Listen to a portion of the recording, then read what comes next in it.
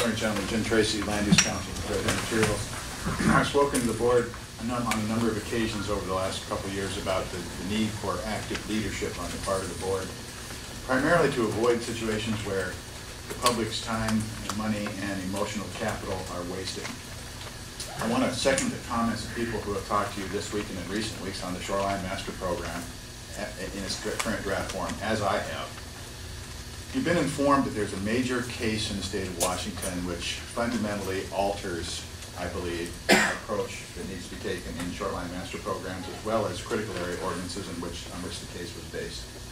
You're also looking at a time deadline here on or about June 1st, as I understand it, to have draft products ready for public review.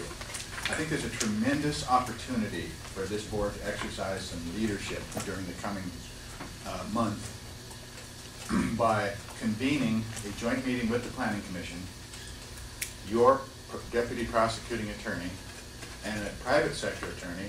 I would be happy to volunteer, but if that's not welcome, Mr. Reynolds or some other representative of the interests involved in the Shoreline Master Program, to discuss the impacts of this case on your draft plan as it stands. Now, I don't know if some of this has been done by the Planning Commission, and if it has, please excuse me for that.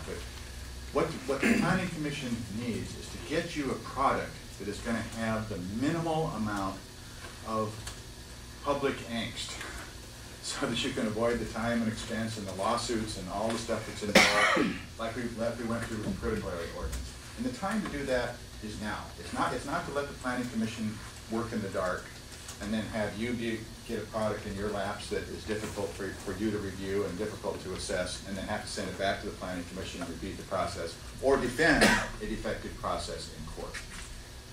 So I really think this would be an opportunity for the board and the Planning Commission to be educated on the facts and the implications of this case, and for the public to see that this board is providing leadership to try and reduce and resolve the conflicts by sitting around a table before you reach a decision point rather than reactive process.